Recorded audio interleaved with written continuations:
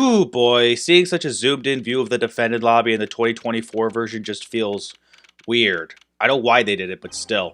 Your first trial and it's a homicide. I guess justice doesn't start small, eh?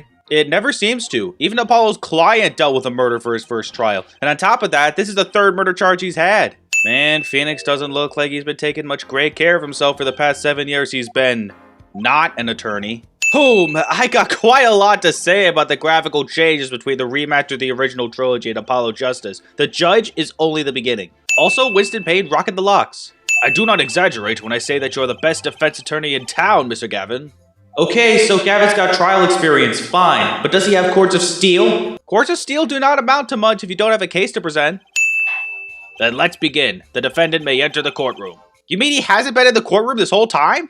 Grape juice is apparently our defendant's drink of choice. And I guess it's just regular grape juice and not the fermented kind. Trying to steer clear of such a high age rating despite the emphasis on investigating bloody murders? Or is it because Daddy Takuma-sama just loves the unfermented kind so much? Hooray! I can examine my attorney's badge again even though I don't need to. Apollo's badge number is 929XX3. Since when did attorney's badge IDs have X's? Wait a second, isn't poker gambling? That's a crime in and of itself! Well, that depends on the circumstances. There's of course a minimum age for being allowed to gamble in the US, whether it be 18 or 21 depending on where you live. Also depending on where you live, there are restrictions on how gambling is legally managed. But my point is, the judge isn't entirely on point to refer to gambling flat out as a crime. In Japan, it's a different story, but we're not in Japan. Are we? Are you alright? You're sweating bullets. Bullets? Where? His head's even lighter than Phoenix's, if you can believe it. As if. Phoenix Wright would never lie, and it's up to me to prove it. Yeah. All in the past. Things like the black market are only on the silver screen nowadays. Are they, though? Are they? OBJECTION! Is this game trying to make the player destroy their voice just for this moment? On the night of the crime, who was it who reported the murder to the police? Reported? Well, that was the defendant, Mr. Wright, but still, that doesn't prove it wasn't him who committed the murder. I guess being a hobo for 7 years means not being able to upgrade your cell phone in 2026. Hold on just a moment! Where's the witness? You can't see her hand holding the dish? I surmise that she has been frightened by the defense's demonic-looking hordes. Those hordes look nowhere near demonic. Now the prosecution. Wait a minute! Would the prosecution care to explain the witness's, paraphernalia? And is the judge not going to do anything about it? I'm pretty sure unauthorized photography of this nature, especially flash, is illegal. Why are the photos from Olga's camera in color, but the crime photos are in black and white? In 2026, mind you! In this room where famous gangsta bad guy was arrested. This gangster wasn't really doing himself any favors by making his name as not subtle as that. Isn't it obvious? The winner was the victim, Mr. Smith. Objection! That's ridiculous! Because Mr. Wright can't lose! Oh, and I guess Mike Tyson could never lose a boxing match either. Looking at the picture, it doesn't seem like he was hit. He's still wearing his hat and everything. There's such a thing as thinking too much. This horse is dead, let's stop beating it. There's such a thing as thinking aloud too much, too. There's also such thing as making sense when it comes to thought bubbles! No, I don't care if you're being self-aware! What are these chips worth? Are they in dollars? Or rubles even? Yet, as I've been saying before, it was game, not gambling. Hard perhaps for capitalists to understand. Ouch. Also, didn't we already establish way earlier that this poker competition didn't involve any form of gambling? Well, does the defense want the witness to add to her testimony? Why would I not? It's ridiculous the game even asks this. The value of the chips may be different, but that changes nothing! With a weak understanding of the circumstances like such, it's a wonder Payne still has a career as a prosecutor. I still remember both hands very well. Mr. Smith's hand has 3 aces, and Mr. Wright's 2. You would think she wouldn't have said something so stupid when she's already seen the chip photo prior to making these statements. She's just exposing herself more and more with each new testimony that she gives, because she doesn't know how to properly deceive people despite being a con artist herself. Miss Orley, in your testimony, you made the following claim. Mr. Smith's hand has 3 aces. But as you can clearly see, the victim's hand only held 2 aces. Eek! Well, maybe the witness was simply confused. Perhaps it was the defendant's hand that held the 3rd ace in question. Payne, you've seen this photo too? Wow, that was so much quicker than what Rise from the Ashes did. Try using the right analog stick to turn it every which way and X and Y to zoom in and out. Why write the analog stick directions in this manner? Just put it as right analog stick. No need for the directions. Focus, Justice. Time to take advantage of her. Of her mistake. Apollo Justice, disgraced attorney. The prosecution will need to make further inquiries. Objection! Was that the Phoenix Wright objection soundbite that wouldn't be used until Dual Destinies? What's it doing here? The two decks at the club have different colored backs. Blue and red. One color per deck. Why use different colored backs? If we use the same color, the two decks might get mixed. You used different colors, but they still got mixed up. Apparently, the murderer decided to cause a bit of confusion with the different decks, because there's no way it wasn't obvious that the last game Phoenix played with Smith used the red deck at the time of the crime scene tampering, especially since he took a card with him that had a red back. The one who swapped the cards wasn't Mr. Wright, of course, and, well, it doesn't seem like it could have been Olga Orley either. Well, what are you suggesting? That's hardly a logical conclusion, I'll admit. As the defense, I think it only makes sense for you to name Miss Orley at this point. That actually makes even less sense, and it is a very iffy indicator of the end result of this mystery if it's my mentor of all people saying this. This was a new Ace Attorney game for the beginning of a new generation, and yet we're still overestimating spans of time. How is it nearly 2 hours since the start of the trial? She would touch the back of her neck during certain parts of her testimony. Did you notice?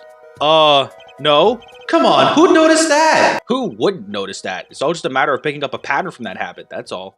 The recess was meant to be 20 minutes, yet it went for 22 minutes. That's cheating. Sadly, fatigue is insufficient grounds for refusing to testify or prosecute. Christoph, you would do anything to indict Olga, wouldn't you? I mean, technically at this point we're accusing her too, but dang. I'm not really Russian, and my last name sounds like oh really. Thanks for explaining the pun for us, thank you very much. He's lucky, I'll give him that. It had to be to slip free from a trap laid by Olga Quickfingers Orley. Oh, really? Okay, Judge, just because she told you about the pun doesn't mean you have to keep repeating what it means. Let me just get those sins out of the way before I forget. I saw it when Wright hit him.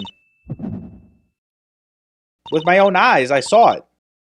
What's this weird vibe I'm getting? What, he's never felt it before? We interrupt Apollo Justice Ace Attorney to bring you psych. It's like I could perceive her habit like I couldn't before. So he never noticed his power until now? That's lucky?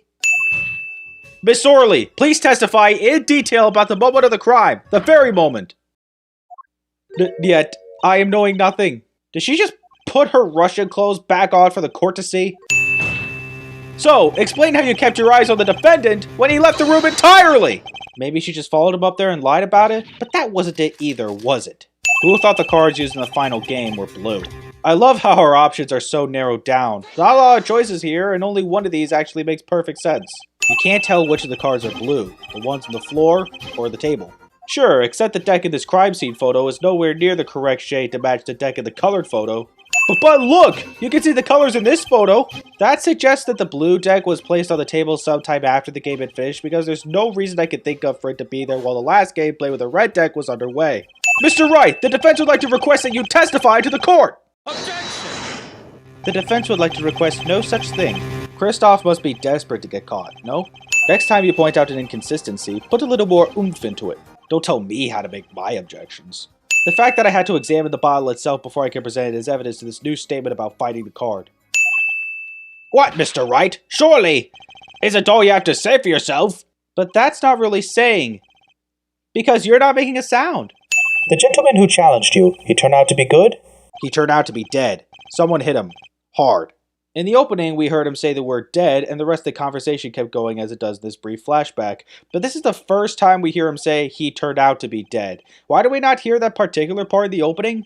2 hours and 18 minutes after the recess ended? How is that possible? The recess was for 10 minutes, yet we're back 13 minutes later. That's cheating. Ace Attorney, the only game where you can present a piece of fabricated evidence and still win the case. I would think the only person who could claim it was a fraud would be the one who took the real card from the crime scene. The real killer. But in so doing, Christoph should have been able to see that the last game was played with the red deck, not the blue. Ooh, fancy. Ace Attorney is going 3D. Please give this to the bailiff. Yes, I see. You do belong in the courtroom after all, Mr. Wright. Isn't it amazing how, even after being stripped of his attorney's badge 7 years ago due to fabricated evidence, Phoenix is still trusted? Take another look at the court record. I believe you'll find a simple answer there, in plain sight. How about you just say the answer in plain words? Because then, Apollo, wouldn't be much of a game, would it? When you initiated the investigation of the hideout earlier, do you recall I requested an additional investigation? Ah yes, I remember about that here. Retrieve the bottles from under the piano at the Borscht Bull Club. And here's one of the bottles in question. When the heck did that arrive? Kristoff must have some kinetic powers if he's causing the lobster dish to levitate like that while slamming his fist on the witness stand. This is insane! What about me? Don't I get to prosecute anyone? I don't think prosecute and convict mean the same thing if that's what you're saying. This is a dark time for our legal system. A twisting of justice brought on by our very own initial trial system. You mean the system that we've only really seen in complete action from 2016 to February 2017? I mean, that did mean speedier trials in future installments, but still.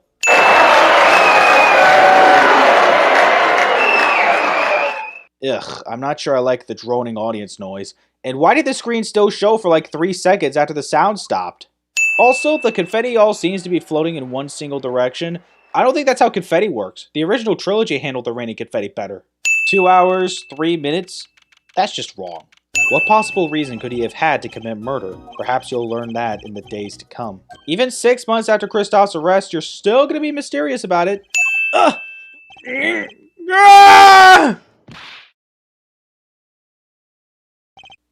I punched him! Hey, that's almost like when Red White punched Phoenix 9 years ago.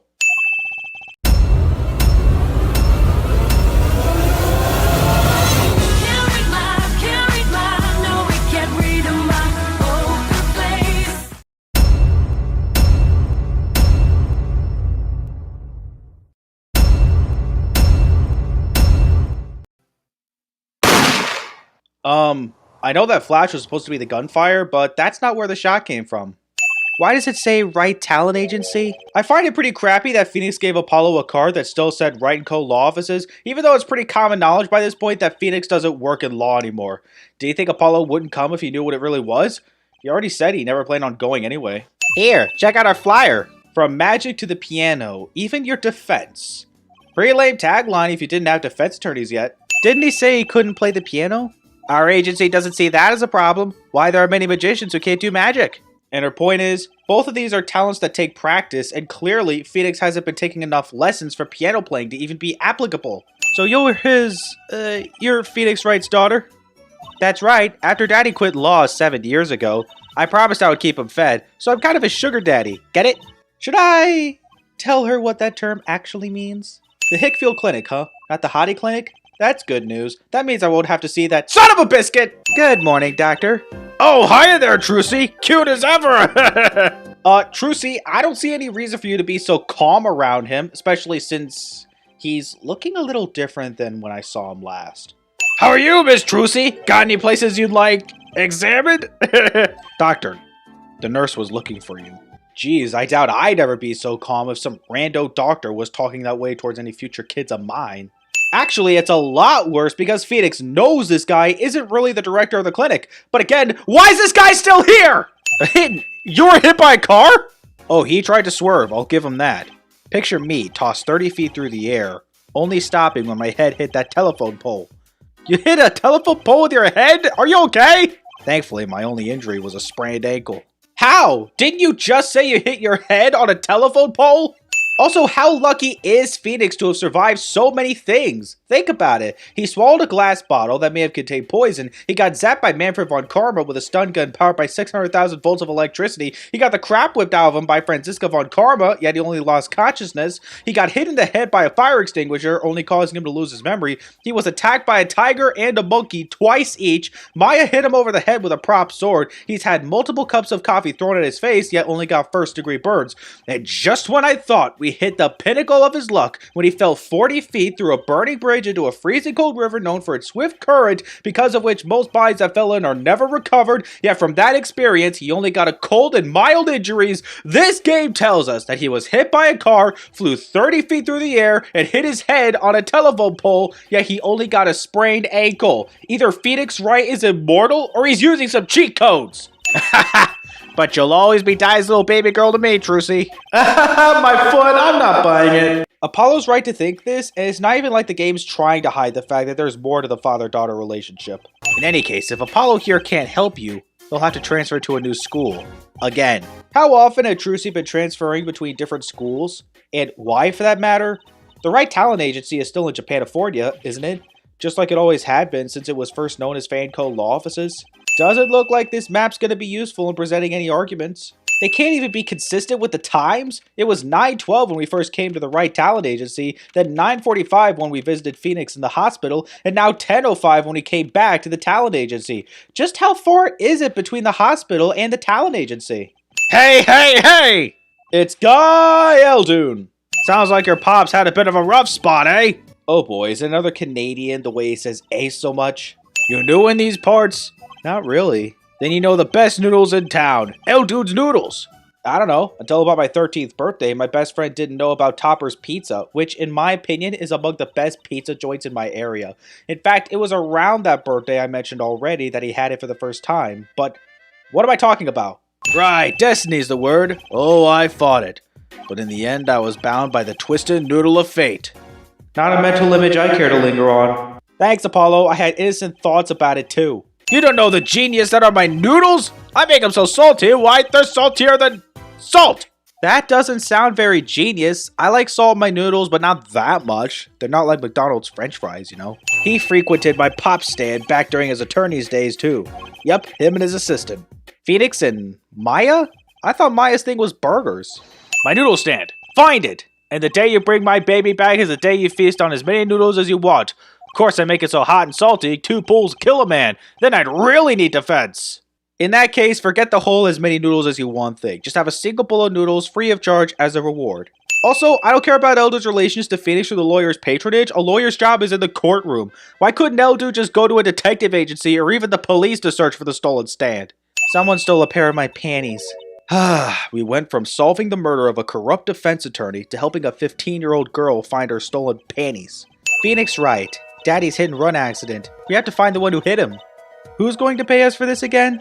Actually, that's a good question. It doesn't seem like Phoenix is going to pay a sufficient amount to find the person who hit him.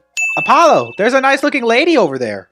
Did Trucy just refer to Plum Kentucky as a nice-looking lady? Yo, kid with the hair, you want something? Which kid with the hair? There's 2. If you're going to ask something, ask it if you're mad enough. Whoa, right!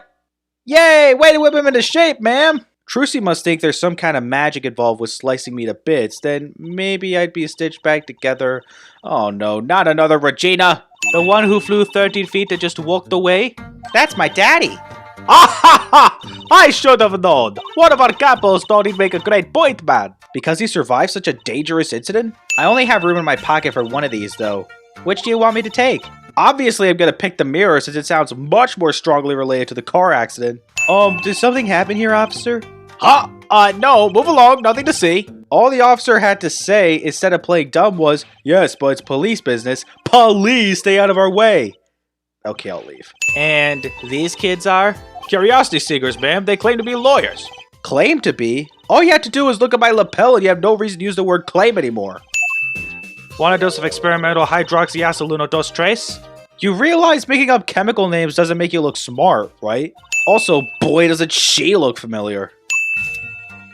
Me, Little Plum Kentucky, the victim of a panty snatcher. Oh gosh, not you too.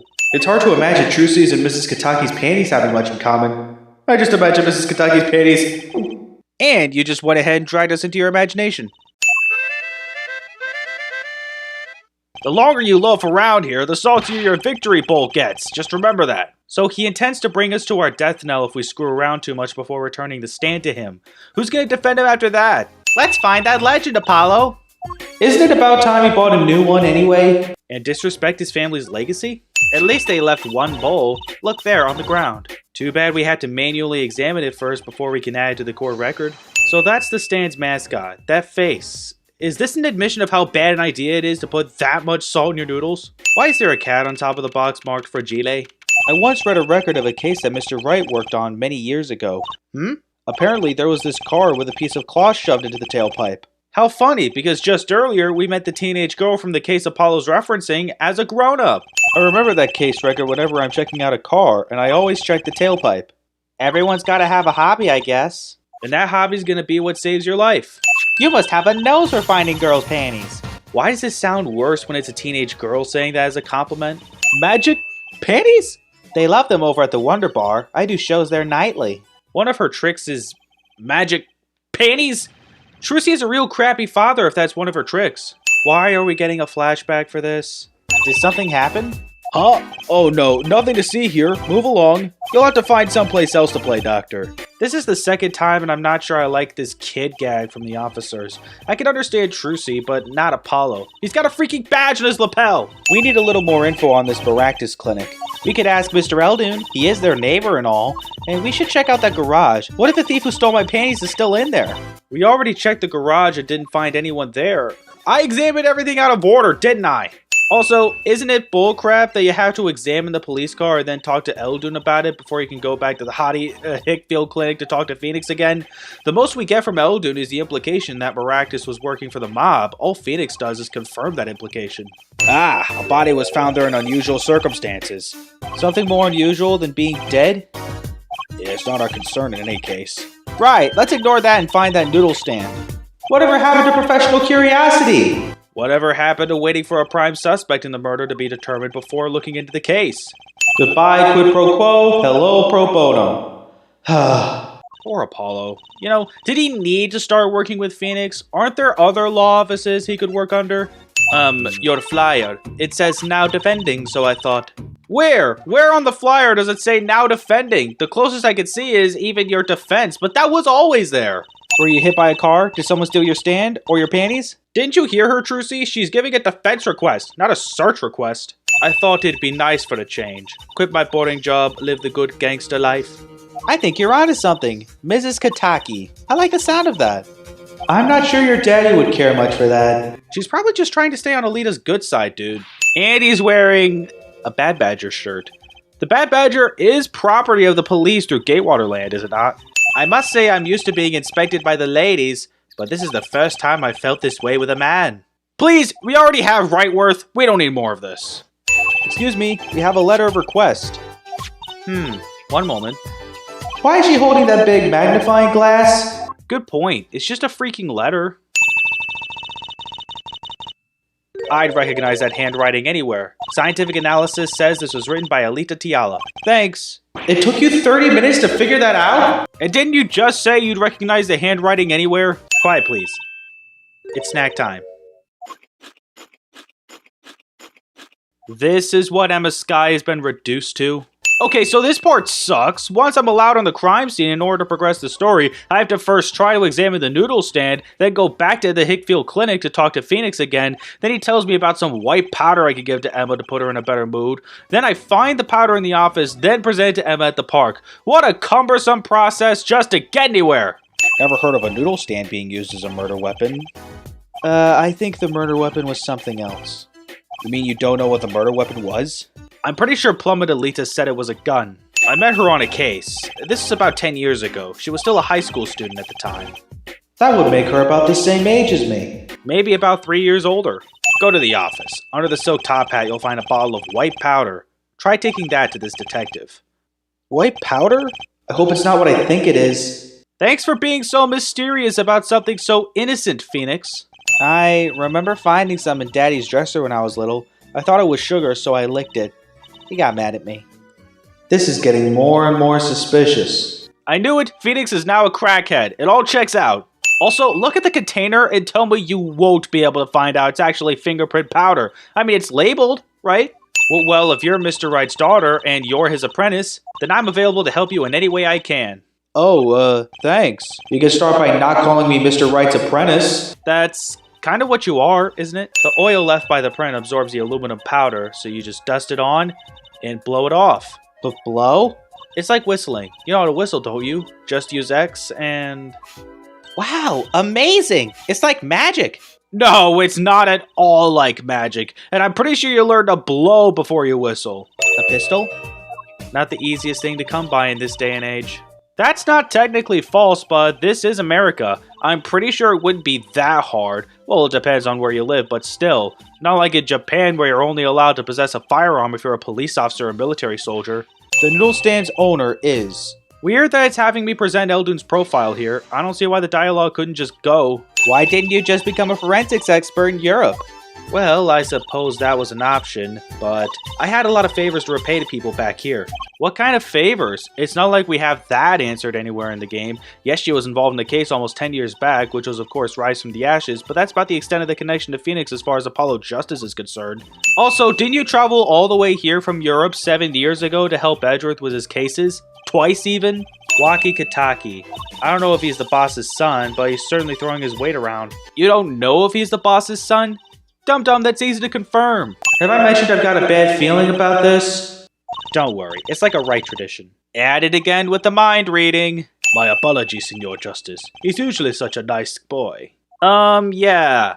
Hit me with the guilty verdict, G. See if I care. You just hang loose and let things go with the flow, you know what I'm saying? Gosh, my client is such an attention seeker. Why did I agree to defend him? How could I pass up a chance to see the true strength of the little boy who bested my brother?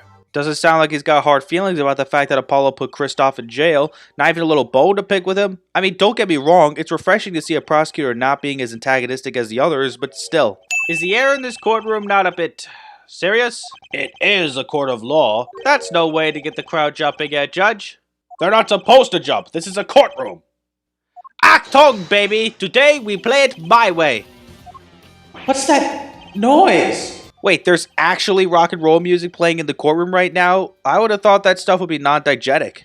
Also, it's not like Clavier's a rookie prosecutor. Sure, his first and until this point only trial was 7 years ago, but surely he at least understands that courtroom proceedings should be taken seriously. What in the world was a doctor doing pulling a noodle stand? Yes, I believe you will only find that out by asking the defendant right here, right now. Except we don't even get that question answered by questioning the defendant.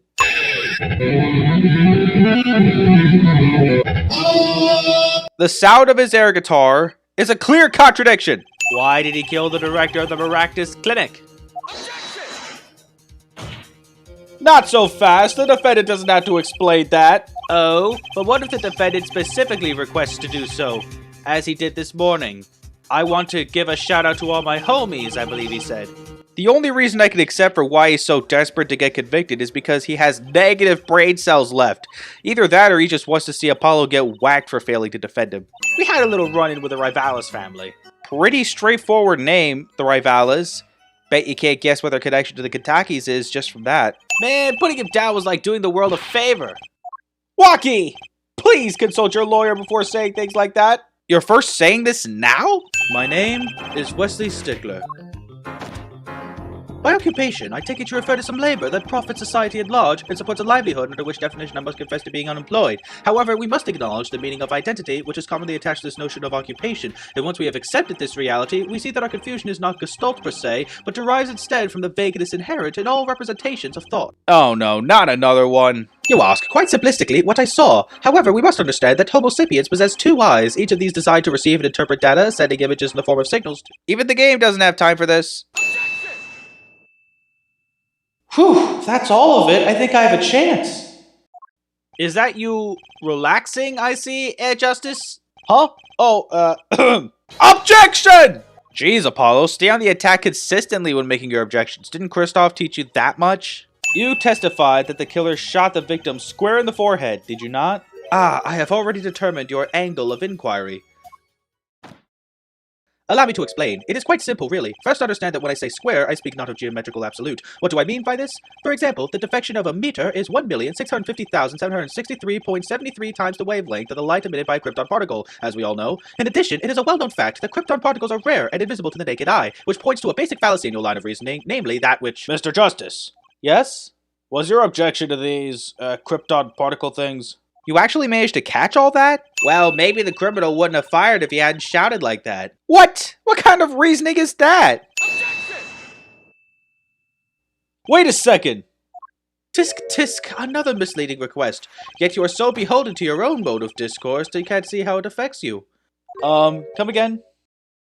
Wait a second, you say? A second? Are we intended to wait just that? A single second? 1/60th of a minute? That's hardly enough time to draw a breath, let alone make a statement in court. Now, had you asked for a longer period of time, say 3 minutes 35 seconds, then— enough with the lecture! Get to the contradiction, please! When he restated what he saw just now, he said he saw Walkie drop a murderous weapon. But that's not the same as being 100% sure of what Walkie threw away. You're right! Why did Trucy's mouth move when Apollo spoke right there? Also, I see what Trucy's talking about, but it's not always going to be that simple. While it is indeed true that once in my youth I wrote a love letter in my own blood that was seized by the teacher and posted on the blackboard for all to see, and for this the appellation poor might well be prefixed to my name, yet as for the issue at hand— no one cares about literacy right now, we're in the middle of a trial. Oh, and forehead, you're forgetting 2 other things you've just proven. Huh? 1, that the man the witness saw was the defendant, Mr. Wakikataki. 2, that the defendant was holding a knife with the intent of harming the victim. Neither of those points really matter if it was a gun that killed the victim and not a knife. Why didn't you chase the killer? He was, as you say, a killer. Of course I could have run him down, yet what would he have done when cornered? Sadly, it takes more than an aptitude for solving quadratic equations to know that. I don't know about that one. Wasn't your first thought to call an ambulance? It can be said that I have dabbled in medicine. The injury I witnessed, namely a single shot to the head, tends to result in death. Ergo, there was no need for me to call an ambulance. Oh, what perfect syllogism! A proof in 3 parts! Exquisite! Simply exquisite! 3 parts. So I guess that shot to the head, dead, no need for ambulance. Did I get that right? 1 hour and 17 minutes just seems a bit long for what we experienced in the last chapter, no? Did you see it? The very moment he said the word pistol, his fingers got all tense and he fiddled with the corner of a page in his book. Trucy could very easily have just told Apollo about the nervous habit while he was still cross-examining Stickler. There was no reason to just stare in silence and not say anything before the verdict was about to be handed down, then stage an abduction afterward. The recess was meant to be 20 minutes, but was actually 23. That's cheating. Why do we need to see the testimony and segue again before we get back to the cross-examination? Just to see Apollo's bracelet reacting? We already have a clue to go off of for a tell in his testimony. My ears hear what he says. My eyes see his expression. Do I have to do something more? What other senses do I have? Why is Apollo so lost? Trucy already told him what to look out for. This has to be it. Wait, you mean his habit? We just had this conversation a few minutes ago. What's with the flashback? What to ask, what to ask. Out of the 3 options, only one of them doesn't get you anywhere, and no penalties either. Ah, yes, well, as you can see, my model of cell phone has a defect. It is given to rolling. It's quite a pain when I drop it alongside the road, you know. Do cell phones with such a defect exist? I'd like to know, because it'd be one heck of a defect for it to wind up in the doctor's garage. What does it matter if he saw the killing from the north or south side? It makes no difference at all. I'm sorry, who led us to the understanding of how Dr. Maractus got shot in the temple instead of the forehead? It changes everything, Apollo. Trucy? Remember his testimony from before? Though to be honest, I'm a little scared of where this is leading. And then the game goes to explain the contradiction for me. I don't even get to present the autopsy report to back up my argument. Mr. Justice, you did say you were accusing the witness just now for a crime other than murder. But he never said that. Sure was the choice I picked, but it was more like he was demanding to know why Stickler's been silent. That's not the same thing.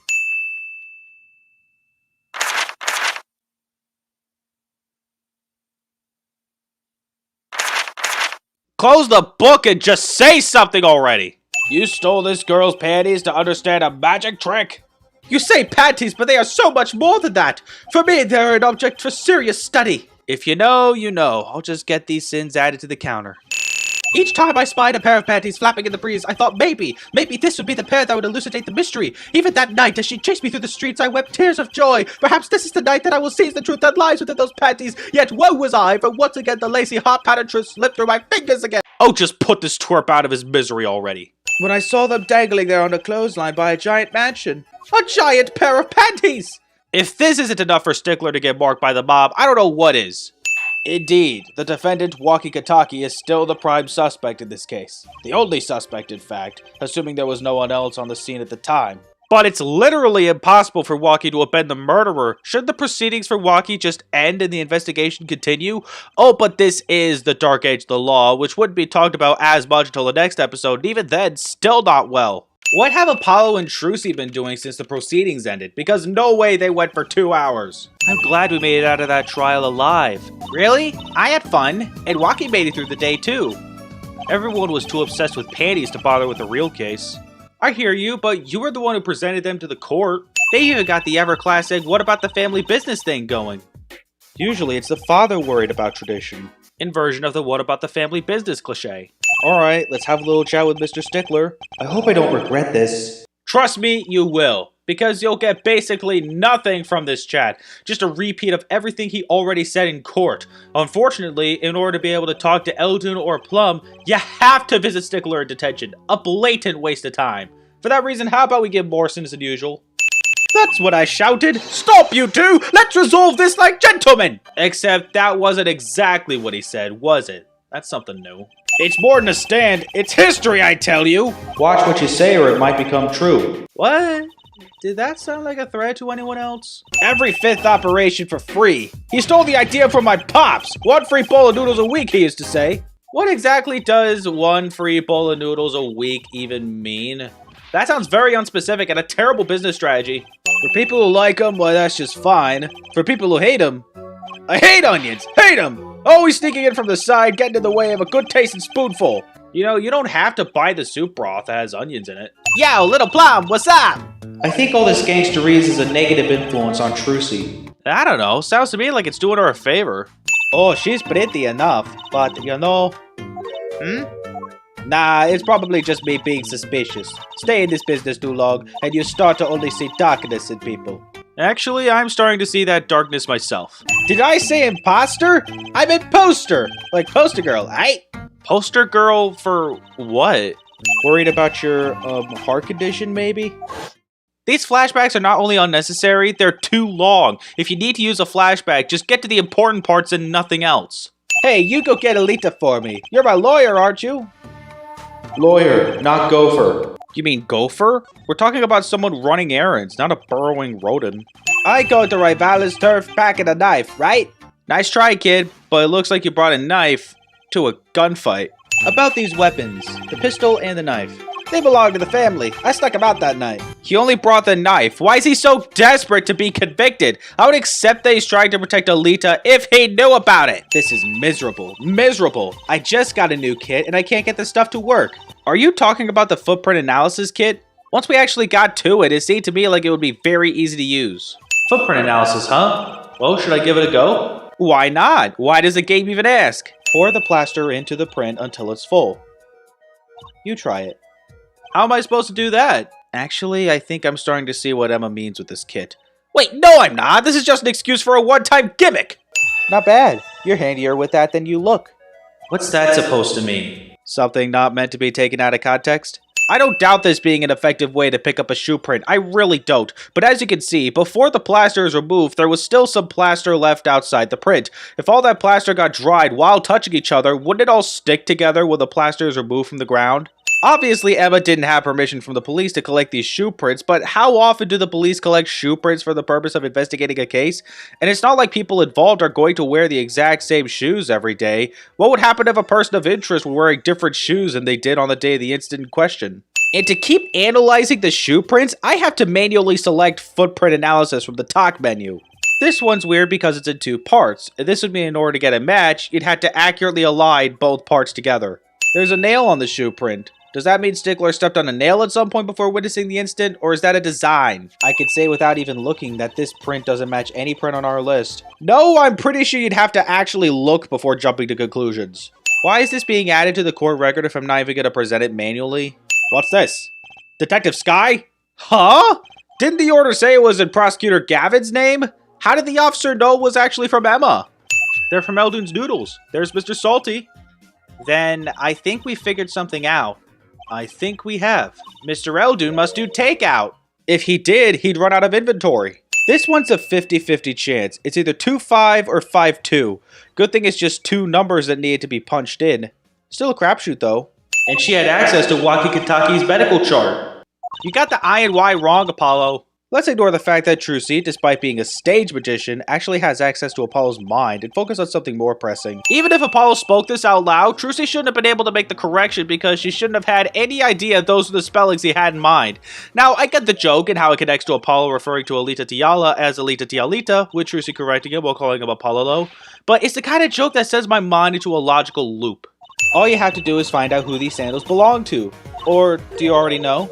I'm sure fingerprints are more important to a crime scene investigation than toe prints, but do the police not have toe print files just in case? They have Walkie's age put in, but they don't list height and weight? Man, my old man is whack. Disappointing, that's what he is. I heard he wants to leave the mob. Over my dead body! Isn't that about to happen if he doesn't leave the mob? The day I get out of the clink, that's the day Alita and I start the next generation of the Kataki family. First step in doing that, though, is clearing your name, which you've made clear time and time again is what you don't want. But you know what they say, the bad guy always gets the ladies. I thought it was the bad guy doesn't get the girl. Was that blonde hair was just a wig? Actually kinda genius since the blonde hair looks more like noodles in a bowl-shaped hat.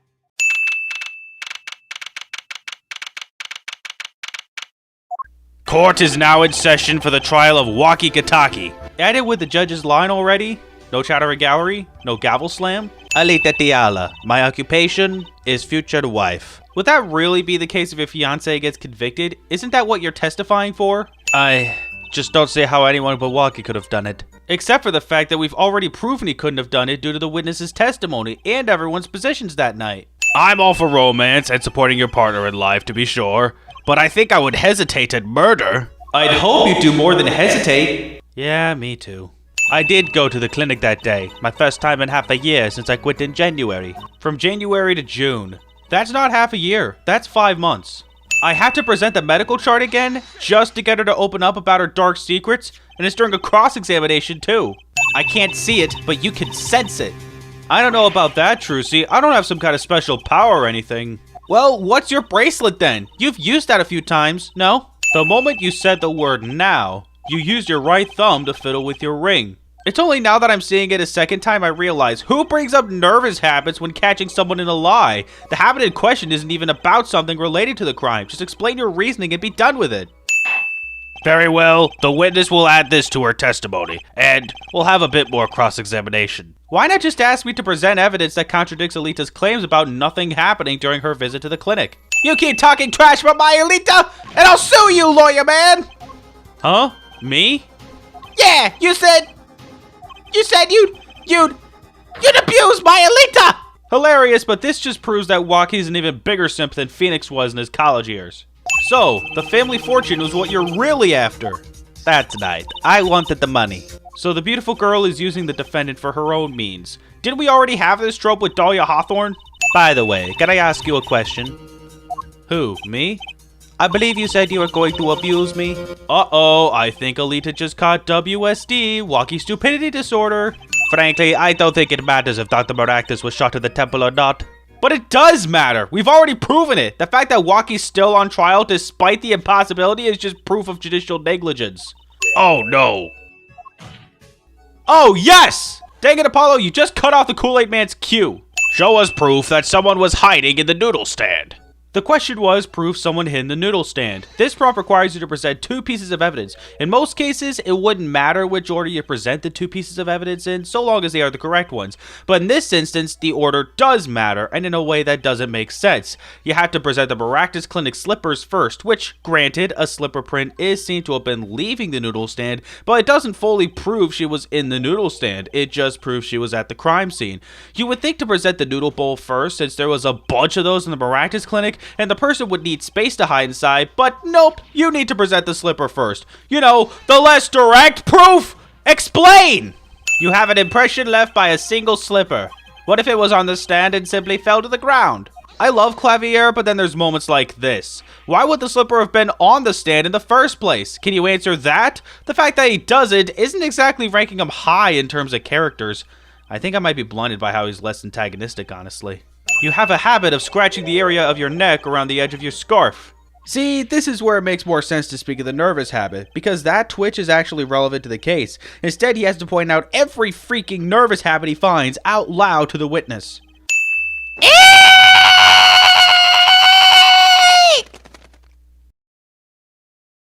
That has to be the weakest breakdown I've ever seen. It's just the damage animation with even more feathers flying around. Maybe he did think he killed Alita Tiala. A doctor? He may have been in a panic, sure, but surely he still had the time to check if she really was dead. As a doctor, he could totally do that. It's true that Delita shot Dr. Maractus from inside the stand, but even if Maractus thought she was dead, why would he throw the gun in the noodle stand as well? Why would he steal the stand in the first place? If he wanted to carry a body, he would have used his car. Well, the fact is, he stole the stand. The reason shouldn't matter. You're telling me the proceedings went for 6 hours and 12 minutes? That has to be the biggest overestimation so far. You give my Alita back! So you yourself can have another chance to die? Why does he gotta be so ungrateful?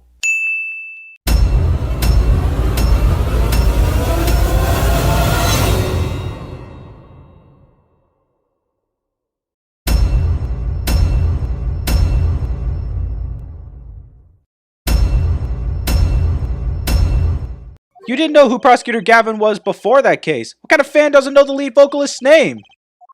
Why are these flashbacks necessary? And boy, is this episode rife with these unnecessary flashbacks. This is just the first. You know what? Let's just send them all at once just to get them out of the way. But mind you, only the pointless ones. What?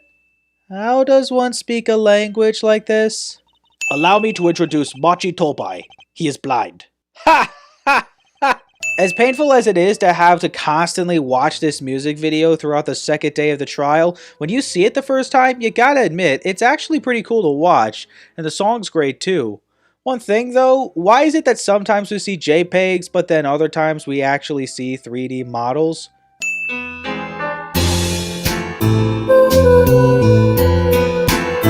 Also, why can you hear drumming and bass accompaniment? I thought they said only vocals, guitar, and piano. There's 20 minutes till the last part of the show. How many breaks does this band need? It's only 3 acts, dude. Apollo Justice! Were you the one who tried to torch me? Where did that accusation come from? Well, let's try to talk to him at least. I'm not sure that's the best move right now. It's not, but the game's all like, too bad, talk to him. Almost time for the 3rd act of the night. Oh, there's more? You already knew there was! Any special reason the game requires me to examine Lemurar's dressing room door before the story can progress? He's alive! Is it that a first? We got here quick enough to hear his final words. The witness is Siren. By which he means Lemurar, but considering what was going on when the murder took place, how could he have seen her? How could he have known that Lemurar really was nearby when he was shot? Somehow, I don't see us getting back to that crime scene anytime soon. Except that's one of the first places we go in our investigation. It's not healthy to envy the young, Emma. It's not about envy, it's about tampering with evidence. Note to self, Emma lacks a sense of humor. Use caution. Note to self, Apollo lacks common sense. Hey! Go ahead, Apollo, you first. Me? No, you should go first, Trucy, really. Apollo! You don't shove a lady's face into a corpse! You don't need so much power to kill at such close range. It's overkill. No, it's psychotic. There's another thing about a gun this big. It puts a lot of strain on the shooter. Strain?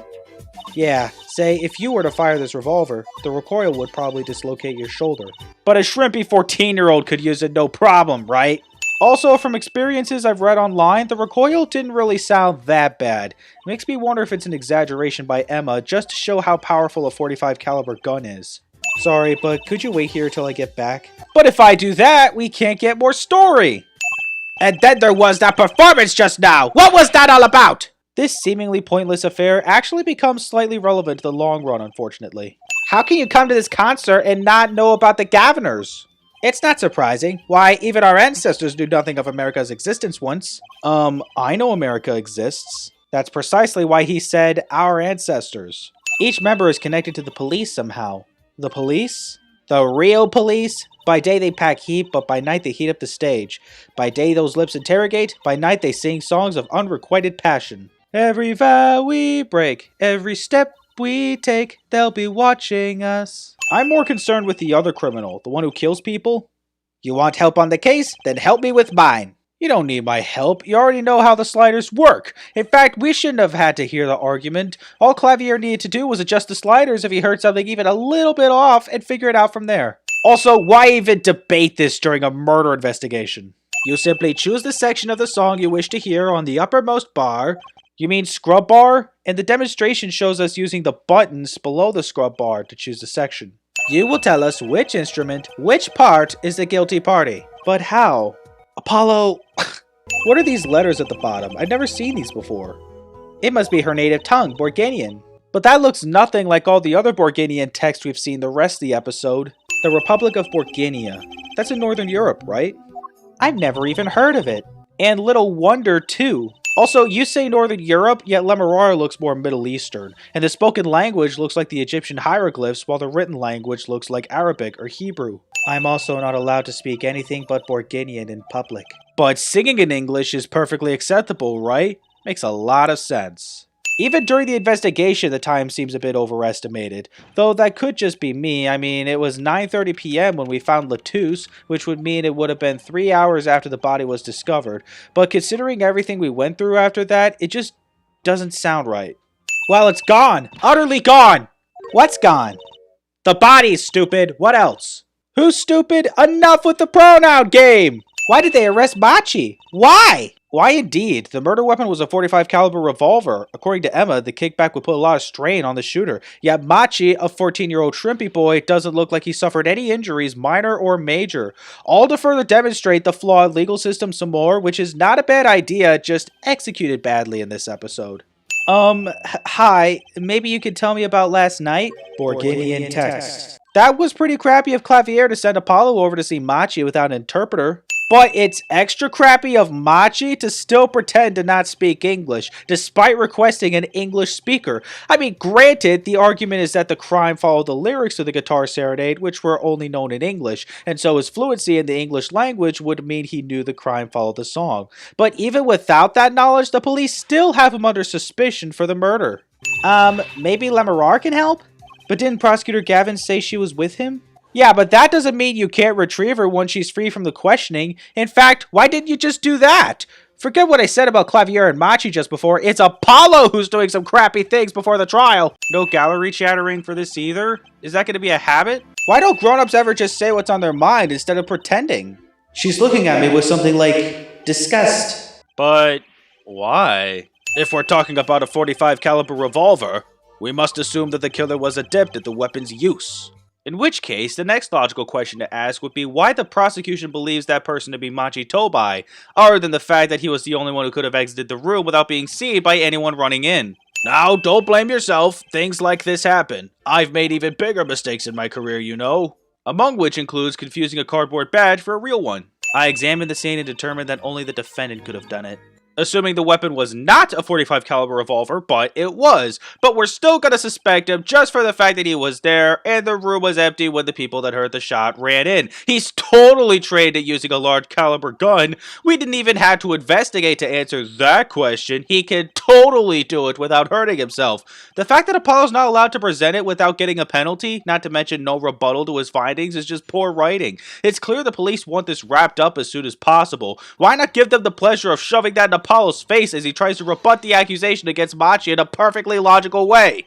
When you say rock, are you referring perhaps to this rock and roll music that's so popular these days? What do you mean these days? Rock and roll has been popular for decades. All we know is what our forehead says he said. It's no testimony, especially since it comes from the defense attorney himself.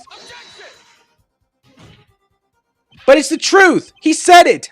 I even told you about it, but apparently you ignore me completely. It's my policy to fully investigate everything I deem relevant. Clearly, this rookie lawyer thinks he can tell me how to do my job. I literally can't! You have no right to claim conjecture on me right that! I told you about the victim's final words before a suspect was arrested! I too thought to call her as a witness, but I did not. I had a reason, of course. What's that? Lemurar suffers from amnesia. The murder only took place 2 nights ago. I think she'd be fine. Apparently, I'm supposed to use the bracelet on this statement after presenting the brooch to Lemurar's statement about not returning backstage after the second set, but I can already note a contradiction here using this diagram. If Lemurar only looked into the room for a glance, there's no way she should have seen the corpse. Not because of the wall, but because the way the door opened should have blocked off her view. But nope, that door is important for a different reason. For now, you have to perceive. I believe Machi stole the body because of some lyrics. He moved the body to match Lemurar's song.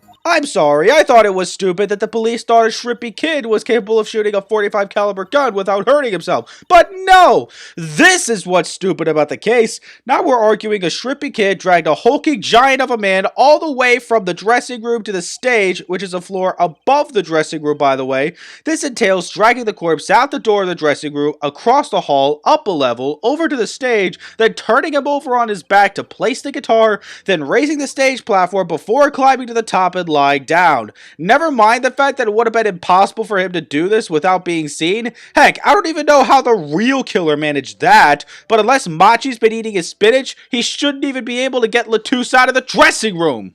We've heard one song and dance, let's go on to the next, the cross-examination. I'm not sure I'm going to be doing much singing. So you'll be dancing then? Like your idol, Herlock Sholmes? If the shooter wasn't used to firing such a large weapon, why it could dislocate their shoulder? Exactly. The defendant, Machi Tobai, is, as you can see, tiny. It's not so hard to picture him firing the gun and missing entirely. The kickback alone would throw off his aim. Why would you argue that? You're just proving the prosecution's case by being just as stupid as the police force. Just say that because he has no injuries on him that he can't be the killer. The judge just got done talking about how the shooter could suffer severe injuries by firing such a large caliber weapon. Right. Go for it, Apollo. Huh? I have to do the test? You just have to spray the luminol on it. Simple. If it was so simple, why don't you do it? I received word that the defendant could, in fact, see just before the trial began. It seemed too much of a bother to tell you. Is that the real reason, or was it because the point didn't become relevant? I just realized, why wasn't Apollo the first to point out the defendant's supposed blindness? It concerns that .45 caliber revolver, the murder weapon. Apparently it belonged to Roman Latouche. That just makes it even more impossible for Machi to abet the killer. There's no way he could have taken it from the victim without a nasty fight. Well, time's a wasting, as they say. Let's investigate. Except before we can get anywhere, we have to talk to Trucy, then talk to Valent when he enters the office. I was wondering, what is Interpol anyway? Huh? Interpol? They're the guys who catch international criminals. Why can't they just call them International Police instead of making up some silly name? Because actually, Interpol is the International Criminal Police Organization. Look, Interpol sounds like it's a shorter name, okay? Ah! It's you, Uncle Valent! Whoa, wait a minute. When we first came across him, she didn't seem to know him, but suddenly she does. Was she pretending to not know before? Why? And could you please stop smirking like that? You thought literally the same thing less than 20 seconds ago! It's been a while, Miss Trucy. 7 years to be exact. My, how you've grown. Good to see you again, Uncle Valent. You look exactly the same. No, he doesn't. Once upon a time, Troop Grammary included 2 grand magicians. Myself, Valent Grammary, and my partner, Zach Grammary. So we're just gonna pretend Magnifia and Thalassa never existed. My other reason for coming here today was this. That's a videotape? I don't blame Trucy for being surprised to see 1990s technology, and unlike the situation with the cell phones in the original trilogy, I know for a fact it was not because of the time this game came out. It was 2007. People were already switching over to DVDs. Oh crap. We have to sit through the whole thing all over again before we can add the freaking tape to the court record? Why not just let us check it out later whenever we need to? But ooh boy, just wait till we get back in the courtroom. I had to present the friggin' tape just to get anywhere in the story. That stunt in the middle of the song there. I didn't see a stunt. What about Lemberar vanishing and reappearing? Oh, that? I guess I'm so used to seeing that happen that I didn't even notice. Come on, Trucy, you're not that sheltered like Regina Barry. Your voice training. This is the perfect place for it. In a crowded area? I never imagined the gunshots might be real, and I was in quite a hurry myself. I left the scene at once. But why were you in such a hurry? The reason could clear Machi's name. Don't you want that? Screw contractual obligations! You've heard constantly that the gunshots were heard during the third act, and you heard gunshots earlier than that. Say something! So, can I put it on? Attached? I'm not some kind of robot, Apollo. I thought the walkie-talkie thing was weird, but this is on a whole other level. Is Apollo saying this stuff out loud whenever he collects new pieces of evidence? Like, he's actually saying, headset attached to Trucy. Just how meta could this game get? It just bugs me to think that little kid outsmarted me, and it makes him even more suspicious now that we know he can see. He could have seen the air duct, and he could have shot that revolver. Not without sustaining an injury, he couldn't have. Are we ever going to talk about that? Why can't we have a normal, straightforward killing once in a while in this country? The first turnabout, the lost turnabout, recipe for turnabout. That revolver really was something else. I wonder if someone as little as me could even fire it. Hey, they think a 14-year-old shrimpy kid could have done it. That shrimpy kid looks like he's shrimpier than you. So, what did you think of the trial today? Phew, I'm glad he doesn't understand English after all. I'm not glad that he's pretending to not understand English. Once we learn that, it just makes moments like this extra infuriating. Doesn't he want to go free? You don't have to tell me about the Burgundian cocoon smuggling, just give me something. Man, I never even talked to that old windbag. How could she possibly identify me? By hearing you talk to someone else? I tried to stop him, really, but he forced me to. Hey, you were the one digging for a scandal, Miss Reporter. Does every assistant in the Ace Attorney series feel the need to try and pass the blame for their eavesdropping onto the protagonist at least once, despite being the curious one themselves? Well, I haven't exactly seen that with my eye, I don't think. No wonder she's the best assistant. Since getting back from the trial, my phone has been ringing off the hook. How does it feel to take a man's life with a song? Have you ever hummed a man all the way to death row? Do you think you could sing for me over the phone? It is endless! Endless! Thanks to the case you made today, of course. Oh, that was all Apollo's idea. What? Lemurar was my invited guest, so it is a rather delicate situation. You understand how much I want to solve this case? Quickly, if possible. Well, you could start by not suspecting Machi and think of other possibilities regarding the circumstances of Latus's death. No matter, I shall never sing that song again. By which I mean not for 15 months. Thanks for dropping by, F4head. What started off as a dig at Apollo has just become a regular nickname? Obviously, Clavier has respect for Apollo by this point, so what gives? That is why I try to at least remain simple inside, and I keep a simple goal, to discover the truth. You want to discover the truth? You can always consult Edgeworth on how to do that. This is the waiting room for the Honey Clinic changed to the Hickfield Clinic. No wonder that pervert was still there. Burgundian speech. It's a cure for incuritis. A cure for incuritis? Let's see. According to my sources, the latest diagnosis of incuritis was... You aren't the witness today, are you, Uncle Valen? A preposterous proposition! How could I stand to stand upon the stand? Why, my secrets would be free for the plucking! Okay, we'll at least be on standby in case we deduce that the killing must have happened sooner than it was first proposed and we have given enough logical reasoning to believe it. Then you can come to the stand and explain the trick. Don't just give us a hint before screwing off. So we don't get the chattering courtroom here either? Not even the gavel this time? Are they trying to kill that tradition off? I hope not. The defense calls defendant Machi Tobai to the stand. Oh, what? But he doesn't speak English. We'll use an interpreter. Interpreter? I'm afraid you'll have to look elsewhere. I only speak a few phrases, such as I love you and where is the toilet? And yet you translated some of Lemurar's words flawlessly during yesterday's proceedings.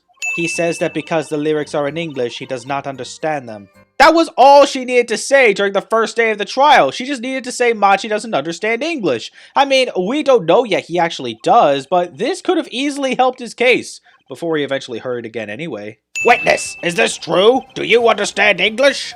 Yes, a little only.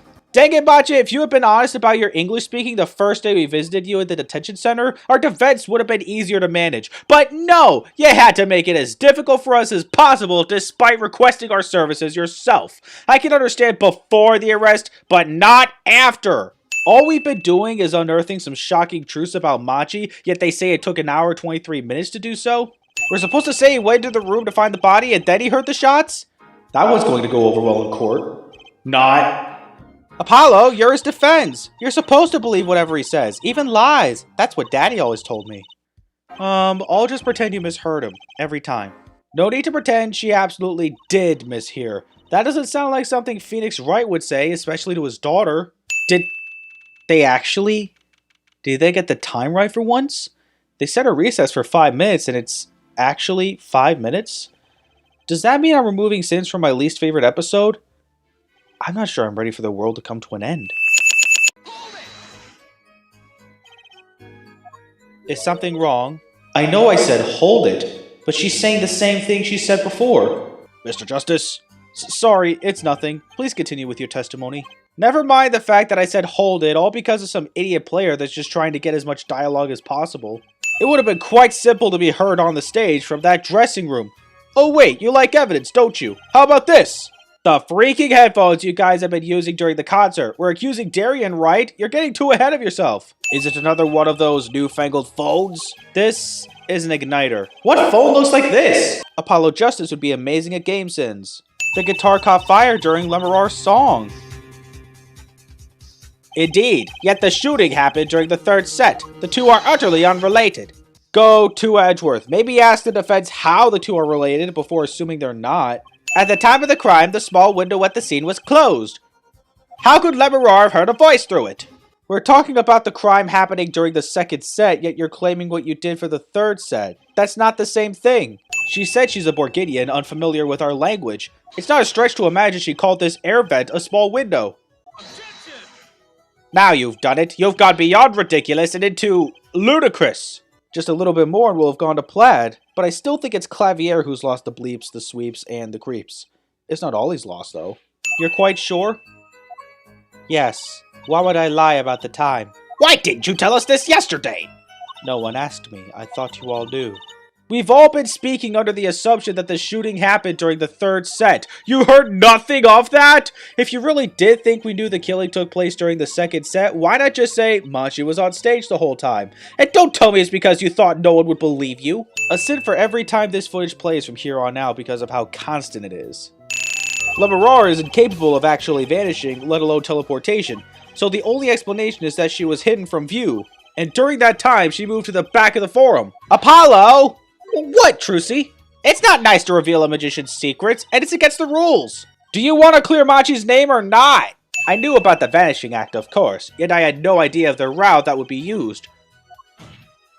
Why did that magician tell me? Magicians only reveal details of their acts on a need-to-know basis.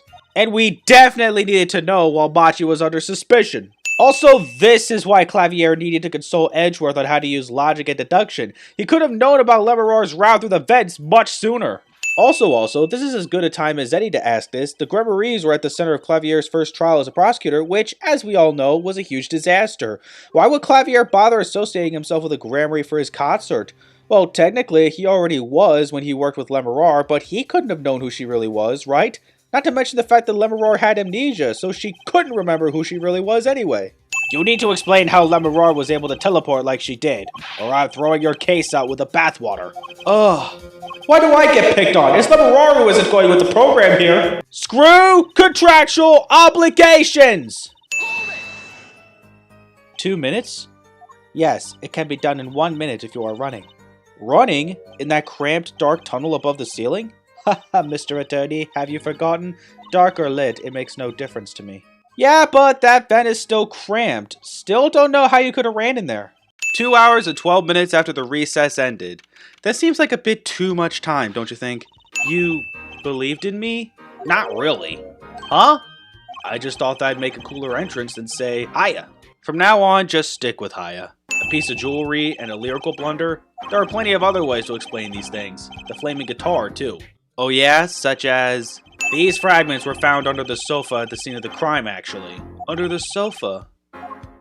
Hey, Apollo! That's where we found that little device thingy! Then why didn't Emma show those to us earlier? Again, they got the time right. 15-minute recess, and it's actually 15 minutes later. Guess that's another sin deduction. Lying must be a national pastime in Borginia.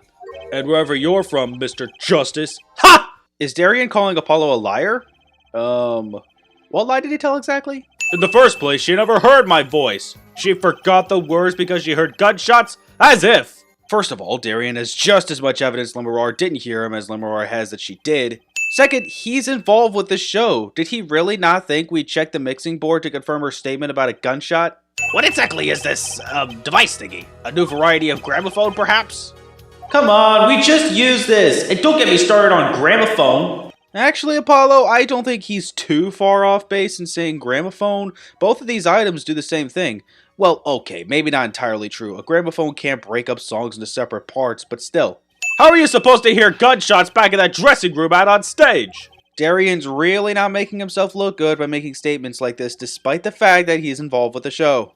Man, you can barely hear that! How do you know it's a gun? Well, what else could it be? Care to give us examples? He never does he? Weren't 2 bullets fired from this weapon? Lemerard was moving through the air vent, Your Honor. She must not have been close enough for her mic to catch the first shot. What the heck do you mean? The sounds of the gun should still be traveling through the vent to reach her mic, right? As we have learned, even the shooter doesn't go unscarred with a revolver that size. The kickback is enough to dislocate your shoulder if you're an amateur.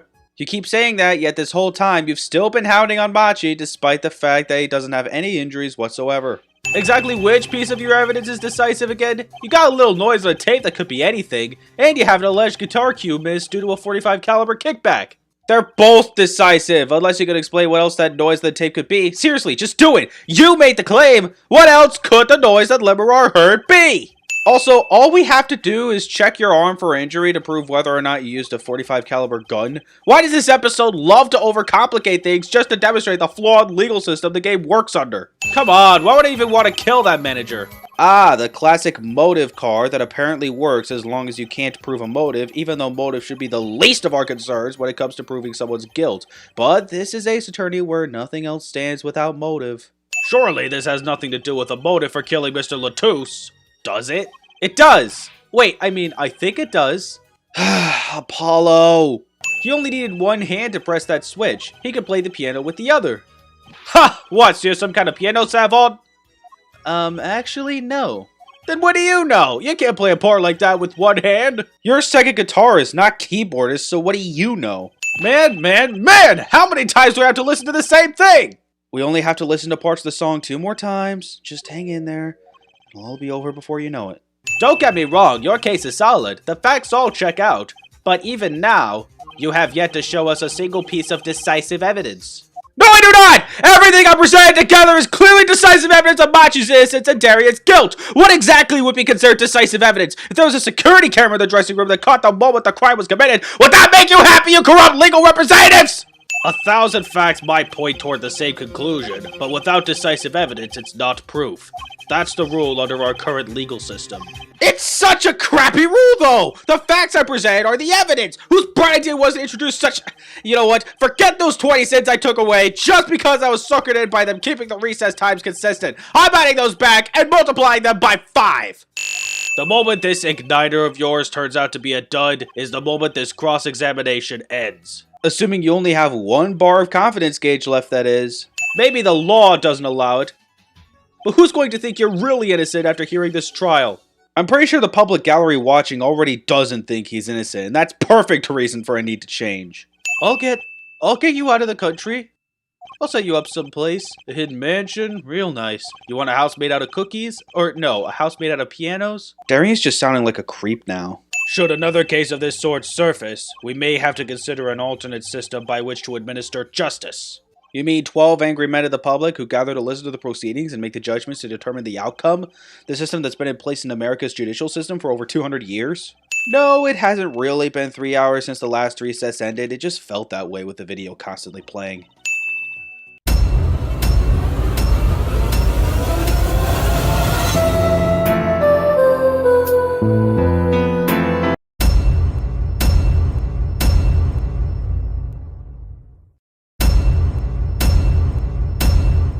You know, by showing these important events that take place during the trial, all in the opening of this final episode, I hope you realize you're giving a great deal of plot away. The legendary Troupe Grammary is performing for the first time in 7 years. The legendary troupe Grammary, as in Valent and... who else has he got in the troupe now? You've heard of the jurist system, yes? The jurist system? That's right, the new legal system everyone's talking about. Ah yes, the jury. The system used in American courts since December 1791 under the 6th Amendment. Wait, that doesn't sound new at all. In Japan, maybe, but not in America is my point. Well, they're thinking about reviving that system. They're calling the new system the jurist system. No more doing whatever you like, Your Honor. Not quite that harsh. The jurists cooperate with the judge. First of all, like I've said already, America has used a jury since the ratification of the 6th Amendment. What happened to the American version of Ace Attorney to make them want to abolish the jury anyway? Second, jurist is not the correct word to use for a member of the jury. The correct word is juror. Jurist refers to a law expert, which is ironic because the jury consists of common citizens. That's the whole point of the jury, is that the common folk get to have a say in the verdict. They even say that in the game. I feel like I'm on some kind of education TV show, starring Dr. Wright. Ha! Dr. Wright is Assistant Trucy and Mascot Apollo, the perfect team. Apollo's your subordinate! Can you stop treating him like crap?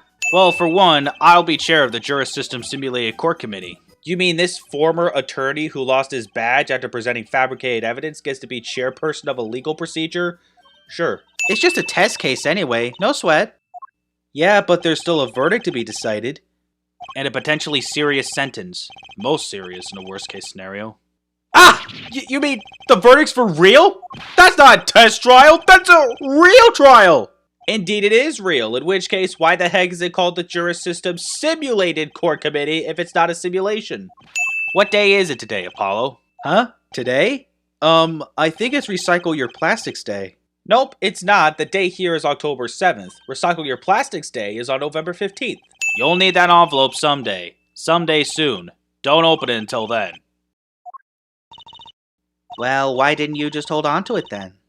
Because that would be the logical thing to do. Not according to Phoenix. Apparently he needs Fallon to react to something he has shown for plot-related purposes. I could give you permission to examine the scene of the crime. Good. That's better. But you can't talk to anyone involved with the case. That's not gonna stop me from talking to the witness. Oh God! Is our client going to be much longer? What are you talking about? Haven't you already started the meeting yet? We've been sitting here for 20 minutes and the guard hasn't done anything to make sure a conversation starts between me and Vera? I'm the amazing Mr. Hat.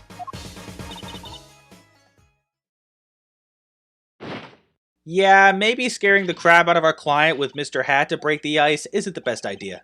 Whoa, slow down there, game. We didn't learn the name of the victim just yet. You can't just do that. Well, he was killed. The artist who owns the studio, that is. Mr. Drew Misham. Drew Misham. And the studio is evidently named after him. But how many people use their first name for their business? Well, okay, I guess Carl's Jr. was named after co-founder Carl Karcher, compared to Hardee's being founded by Wilbur Hardy. I'm sure there are other examples, but I don't often see businesses using the first name of the founder. Poisoning's a common way to get the job done when the murderer is a woman. This is ironic because most other female culprits use other methods. Dee Vasquez had someone impaled in an act of self-defense, Mimi Miney stabbed and shot someone, Dahlia Hawthorne stabbed one person, then electrocuted another, and Alita Tiala shot someone. Out of all these women, only one of them used poison for a different crime than any I alluded to, all in this one ramble. Apparently, she has this charm that magically gives her the courage to go outside.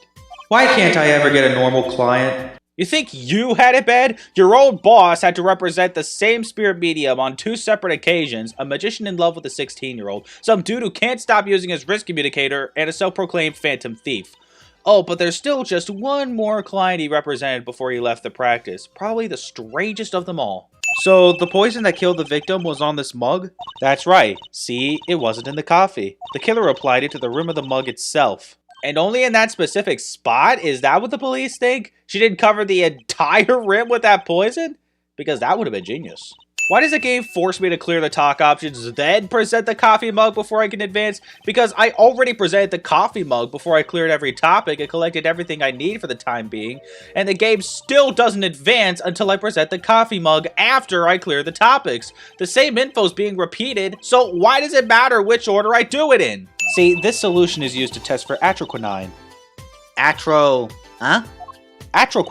the deadly poison found in the autopsy. Is atroquinine just not known to the common folk? How come I've never heard of it, nor can I find out about it online? Yay! Let's give it a whirl, Apollo! Oh! What are you doing? I was just seeing if I got a reaction off of you. How's this for a reaction? Never do that again! I'm not poisonous! Tell that to those hapless witnesses on the stand. I freaking love Trucy. For the first time in Ace Attorney history where you're spraying for evidence you need, you gotta back out of the process before the game can actually present you with something to work with when you try the procedure again immediately after. The addressee on the envelope says Drew Misham, 57 Cape Rivers Drive, Yachtsville, California, 96134. All I can say is thanks, game, for not only further confirming the state in which the English localization takes place, but also writing up a fictional city. Someone opened this, didn't they?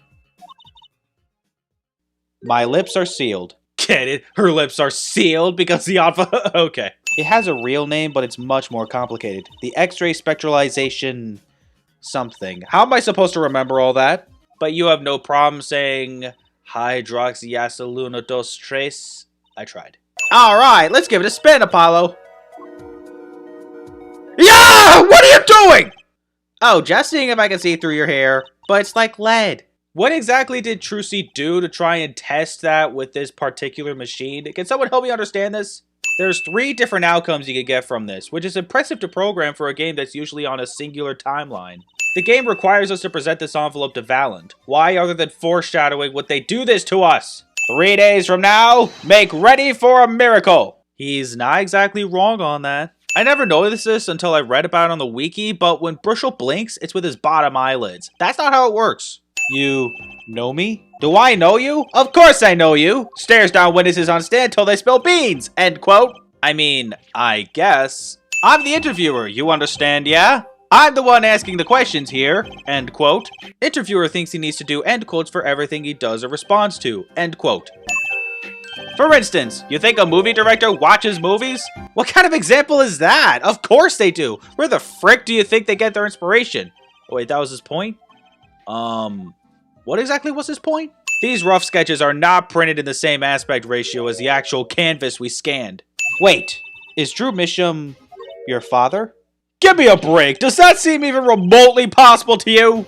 Just a little bit. At least at this point in time before Spirit of Justice, or even the Mason system in the same episode. I'm Trucy. Trucy Wright. That's right with a W. But not right. Right. Jurists, judge well, and judge cool. Now see here, Prosecutor Gavin, I was going to say that. Were you really going to say judge cool? What's this about a star falling? I just wanted to know more about what he witnessed. I didn't expect Apollo to ask a stupid question. Why does presenting the autopsy report of this new statement not work? Just because neither the description nor the contents of the report itself say anything about the poison being slow acting? You only see that in the description of the coffee cup? That's no excuse. Was a yellow envelope found at the scene of the crime? Unfortunately, no. But a forehead. It's easy to mistake the color of an envelope. Are you sure? Red and yellow are very different from each other as far as I'm concerned, even in a black and white photo. Yes, it was a yellow envelope, and he put it in that box. Well, apparently this yellow letter has nothing to do with this case. How I wish it did. Just think if that were a suicide note. What a story! Who mails suicide notes? Ew, is the game giving us a close-up of someone's sweaty armpit? The game requires us to go close-up on someone's sweaty armpit! Also, sweat doesn't just disappear like it occasionally does here. You're hiding something about his talent. Why is Brushel's mouth moving while it's Apollo's line? Is he brushing his glasses with the toothbrush? I'm pretty sure that would get them all foggy. Not a great idea. In other words, if I have this straight, the stamp! Poison! On the stamp! Lick! Lick! Gasp! End quote. I'm pretty sure he'd only need to lick the stamp once. It's not nice to pick on the Fräulein, Clavier.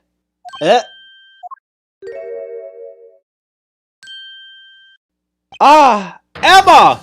What was the point of that? You can find out if that stamp was in that envelope. Easy. Care to explain yourself, Fräulein Detective? Glare at me all you want, but science is on my side. It's all in the residue, right? You mean to tell me Apollo wasn't able to answer that himself before Emma walked in? He was the one that presented the frame. The sender of that letter 7 years ago could hardly have been our defendant. Apollo! I think we just won! Premature celebration. Very well. This court finds the defendant. That objection was warranted, not for what Clavier is about to say, but really for the fact that the jury is meant to decide this trial. Where exactly is this poisoned stamp again? Have you brought it to court for us? I see no proof that such a thing ever existed. That's because you're blind. It's right there in the red envelope where the residue was left. You can debate the matter of the poisoned stamp, but you can't say there's no proof, because there is. We just need to work out how it all ties together. The fake clue that's thrown us off the poison's trail is none other than... None of these options make sense at face value. You just have to pick the one that makes the least not sense. You know, like voting. You may not like either party, but you just vote for the one you dislike the least so that you're voting against the other. The forger wasn't caught in that trap 7 years ago. This could only mean that the one who was caught in the trap wasn't the forger. This isn't making Apollo's case look exactly good. He makes it sound like Vera knew the stamp was poisoned and didn't tell her father. No! Bullcrap! It hasn't been nearly 3.5 hours! Father, he knew of you. Of both of you. Your late father? He was watching, gathering information, all about the Wright & Co. law offices. From where? Newspapers? Just how much coverage does the place get to gather all that information? Unless it was just the basics of the case that were the foundation of the rough sketches, because all we see from the rough sketches is an ongoing poker game, someone pulling a noodle stand, and a flaming man playing guitar. Who was Mr. Misham? How am I supposed to know? What if he was Daddy's daddy? Judging from the relative ages involved, I'd say it's highly unlikely. Drew Misham died at 52, and in this game Phoenix is 33, yet has a daughter who is 18 years younger than him. Hard to really say Drew Misham being Phoenix's father is really that much of a stretch with a 19-year gap. A 10-minute recess went 12 minutes. That's cheating. Were you the one who painted that painting? The remarkably similar one? Why does the second question have a question mark at the end, but the first question doesn't? It's in the same text box, too. Anytime we get to the fourth statement in Vera's testimony, we have to watch this animation of her drawing in her sketchbook before we're allowed to do anything with the statement. Why? Just put the sprite at the speaking phase so the line can be typed out. You know, like pretty much every other witness. The stamp was a picture of my favorite magicians, so I kept it. Why do I have to present the Grammarly ticket at this statement? Why can't I just press her? Those magicians you liked. Was it this bunch?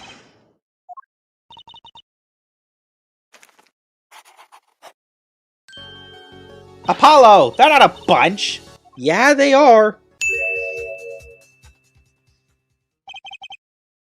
No! I don't know!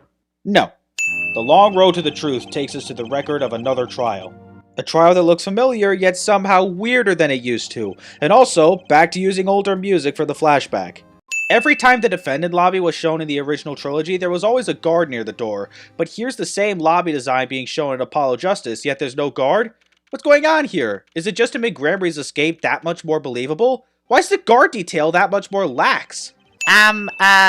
Here. Let me just give you this convenient page out of nowhere from some stranger because my dad still needs to teach me stranger danger. Ow, my eyes! Since when did this room look so bright? Achtung, baby! Time to call on the opening act. What was his name again? Ah, yes. Detective Gumshoe. Gumshoe? I thought Clavier said something in the previous episode about Darian Crescent being the first detective he worked with. Okay, now I really wish they had Darian as the detective in this flashback case. Look what they did to Gumshoe. They completely murdered his look. Also, whatever happened to that jacket Maggie got him? You know, the one he said he would never take off? Hey, you! Huh? Me? Today's the day, pal. Today I win and you lose. I got confidence in my testimony today, see? Think back to when this game was first released, before the Investigations duology. Not long before, but just stay with me. If you remember the ending of Investigations 2, Edgeworth decided to be more lenient with Gumshoe's salary lately. That may have given him that boost of confidence here, but then again, hard to imagine Gumshoe ever being this cocky. Still, without Investigations 2, there's no other explanation. That has to be the most clean bullet hole I've ever seen in my life. No blood or anything. I have nothing against Sam Riegel as a voice actor, but what are his voice lines doing in Apollo Justice Ace Attorney? Just because Ben Judd has had sexual allegations thrown at him, you can't bring his lines back? I didn't mind it so much in Turnabout Trump because it was older Phoenix we were looking at, but during the flashback, I would prefer if we heard Ben Judd at least there. Oh wait, sexual allegations come before archive voices even being there? Gosh dang it! First, we got this letter. It says, shoot in the forehead loud and clear. I could see that, but I still wouldn't do it. Well, maybe you need to grow yourself a backbone, pal. So, if your father-in-law wanted you to shoot him, you wouldn't hesitate. Not even for an instant? Freaking Gumshoe. Of course, the defendant is known for wearing gloves. We might say that a lack of fingerprints is, in fact, a fingerprint of its own. Aha! Intriguing point. Well made. Whoa, whoa, whoa. Not well made. Not intriguing. What the heck are you talking about? That's a pretty solid case against the defendant. You just have to present the contradiction to make it not solid anymore. That's all. Those must be the fastest hour 21 minutes ever. What did you talk about? Ha ha, Mr. Wright. Did I not just tell you? It does not concern this case. It very well could. I have in my hands a ripped out diary page that bears a strong resemblance to the one you have, just with different words. Give me the real page, dang it! I know you're planning your escape regardless of the outcome, but it doesn't have to be this way. It's like you're trying to get me fired, but to what end? A 15-minute recess lasted 16 minutes. That's cheating. Your decisive witness? How many times have I heard those words? Though they often turn out to be far less decisive than you think. That's a good point. We're kind of tired of hearing decisive witness by this point, however unavoidable it may be. And what does it say? Surely not the same thing. Perhaps you should see for yourself. Why, it's practically the same! The court accepts this into evidence. Not even gonna note the time of arrival to be different from the first letter submitted? Nope. Okay. Only one of my old friends sat in the hospital room that night. What did Zach tell me back in the lobby? Of course, I had no intention of shooting my mentor. I snuck into his room that night at the appointed time and found there upon his bedside table 2 pistols. Thanks for spelling out the contradiction for me, because you don't even have the decency to update the pistol in the court record. You see, I was unaware that 2 of these unique pistols were crafted. The analysis of the rifling marks only proved the type of gun that fired them. Let me guess, you never heard about Zach and Fallon's quick draw shoot 'em? Except earlier you had said, many boys and girls joined the police because of that pistol, I hear. If you were aware of Zach and Fallon's quick draw shoot 'em, why did you not know there existed more than one of these guns? Take our debut hit single, 13 Years Hard Time for Love. Cue to the song, press the play button, and it will play for 2 minutes 15 seconds. Do it 100 times, and the result is the same. Their debut single was only 2 minutes and 15 seconds long? What a ripoff! Wait until you hear You Suffer by Napalm Death. We do usually only get an estimated time of death, true. I'm not sure I've heard of a verified time of death. The Lost Turnabout! Alaka, no! Alaka, no. I suppose there's no substitute for experience. You're one to talk. While you were still a rookie, you took on the feared prosecutor Manfred von Karma and won. The liquid in the IV is yellow, yes. But how did this witness know that? Thinking further ahead than you? We just got done explaining how the yellow liquid only looked green because it was in a blue plastic bag. Sure, you're not going to immediately see yellow, but still, I pour lemonade in a blue translucent cup, it'll look green. But I'm pretty sure you'd still call it yellow lemonade. Wait, that book doesn't say what the reason was, does it? The reason why his disciples couldn't refuse his last request? Sadly, it does not. Even though it's his personal diary? He's right about the diary being pretty clear. Still, I find it hard to believe that he'd overlook such an obvious problem with his precious evidence. There's an obvious problem with the evidence, and that's the fact your client hadn't given you the page that's actually missing. But there's no proof this is a fake! It's a fake. Huh. To avoid just this sort of problem, I always put a special mark on my works. I can say without a doubt, this is mine. And the game doesn't even give us clarification on what this special mark is, even with the present case. Trade secret, I guess. Do you have an explanation for yourself? If I did, would the court hear it? Probably not. Phoenix knows an oncoming cliche when he sees one and averts it slightly. Think of it as a game. Decimating the fourth wall. The Mason system is basically an investigation chapter, just longer and less interesting. Let's say 7 years ago, but never specify the exact date. We have an estimate, which is 2 weeks, but that's pretty much it. Hard to believe, I know, but Zach Gramry practically left his 8-year-old daughter to some lawyer he only met while playing poker. And I was thinking, I haven't paid for lunches at my last school for a year. So thanks, Daddy. Kick a fired man while he's down, why don't you? Why does it feel like she's already in charge? Probably because you're letting her make all the decisions. So here's my idea. We'll make a new office. Law just seems so stiff, doesn't it? Probably because the guy running it isn't a lawyer anymore. After all, I am directly descended from the famous Zach Gramry. Directly descended? He's your father. Oh, and now I'm directly descended from the famous Phoenix Wright, too. Trucy has an interesting idea of what it means to be directly descended from someone. No question about Zach, but with Phoenix, you're in an adoptive relationship. That's not direct descent. Baby frogs grow up to be frogs? They say that? I always thought it was funny, though. What was? Aren't baby frogs called tadpoles? Maybe they thought it would be easier to understand that way for kids? How stupid. Never mind the fact I've never heard that expression. Trucy has a point. Wouldn't it make more sense to say tadpoles grow up to be frogs? Hey folks, it's Mr. Hat. I got to say it's good to be seen. Yeah!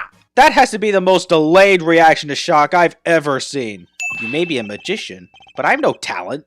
Oh, I'm sure there's something you're good at. Well, when you put it that way. Phoenix eventually settles on being a piano player, and despite being terrible at it, he kept that same job for 7 years and never considered trying a different talent. And no, poker doesn't count. Hey, you there, sir! Get in the hands for your head! No! Dang it, not you again! Oh, it's a hard knock life, sir! It's a hard knock life for Mike.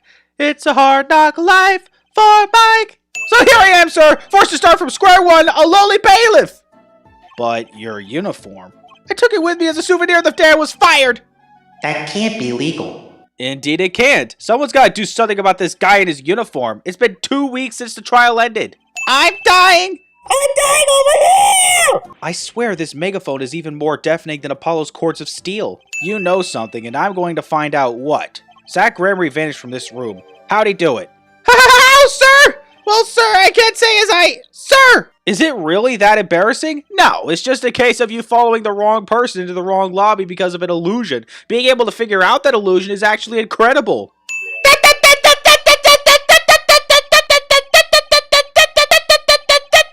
What's that? Took him long enough. Someday, sir, I'll be standing side by side with the great Detective Gumshoe! Guamshoe? I've heard of a gumshoe. Also, I bet fans are still waiting for the day we see Meekins and Gumshoe together solving crimes. First order of business, though, we gotta bring back Gumshoe. Present day? No, the incident at the Borscht Bowl Club took place in the past still. Maybe the same year, but we have a specific date for Shady Smith's murder. It's April 17th.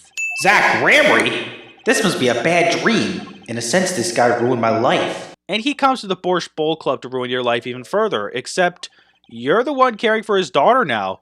Which only further begs the question why Zach wanted to destroy Phoenix's poker reputation in the first place. Maybe we'll get some clues on why as we have our final conversation with him, but don't get your hopes up. This is the real page that was torn from the book. Magnifi gave it to me that night. You could have told me this earlier, like 7 years earlier.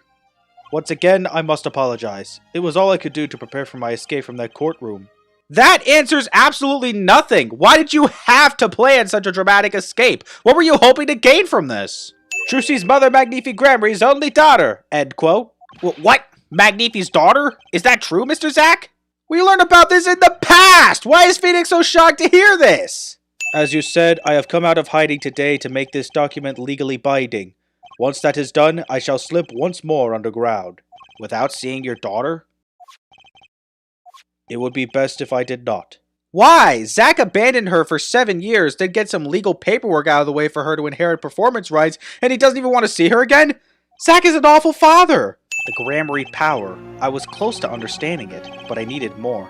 No, we needed more. You already had the information. We're just playing through your stupid games to grasp an understanding of the past and the present.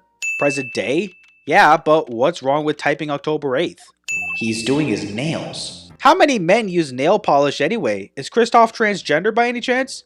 You told me what you knew about the client, and I couldn't see any psyche locks. Psycho locks? Is that some sort of asylum security, or a new hairstyle perhaps? This is why Phoenix should not be talking about psyche locks out loud. The psyche locks tell me you're not the forger, which makes your daughter the only possibility. I feel very much on the verge of going psycho lock myself. I would too if Phoenix says psyche lock to someone who isn't a fae one more freaking time. And then there's this. What is Phoenix leading off of to say this? I'm just showing the stamp so Vera can open up to me. Father got a letter from that person. That person? You mean that letter was from the client? Oh, we talked about the Gramerys forever that day. I'm sure that's why I was sent that stamp. I didn't want to just send it back, so I took it. They're a sneaky one, this client. More sneaky than past Phoenix could credit them for, in fact. Unlocking Vera's psyche locks in the past doesn't really make much sense. True, Phoenix suspected Christoph of having involvement in the forgery of that diary page even in the past, but how would past Phoenix have been able to guess that nail polish was a good luck charm Vera received from the client? Sure, it's a unique looking bottle, but that means pretty much nothing. Also, since I'm now bringing up the matter of Phoenix suspecting Christoph of the forgery, why wasn't Zach his first suspect? After all, he planned his whole escape that day and didn't show the real diary page until 7 years later. So, where'd you see this devil then? It was so quick, I don't remember well, but that's when I knew that person wasn't like other people. That's why I believe in my good luck charm. Even though you got it from that devil? There was a terrible accident, and the two of you killed your mentor's only daughter. If that wasn't the key to Magnifi's power over you, I don't know what was. What an evil piece of crap. Magnifi blackmailed his disciples just for the fact that his only daughter was killed. Magnifi Gramery was awful! And I would once again need to meet the one who bridged it all together. Except he's already been dead at the time you spoke with Brushel. Oh, that's what you mean. But that doesn't make any sense either. Weren't we already about to go start our poker game before I was even able to bring up anything crucial about the Lhasa?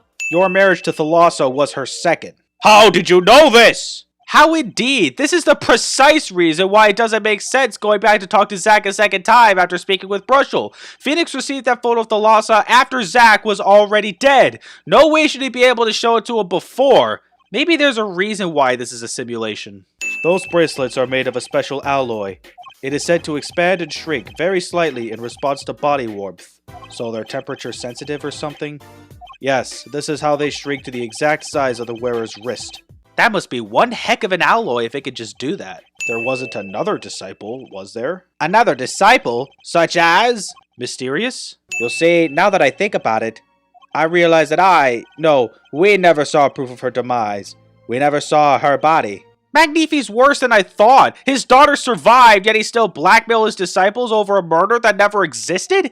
This addressee, though blurry, is David Chrysler, 424 Apple Street, Blazing Springs, California, 96012.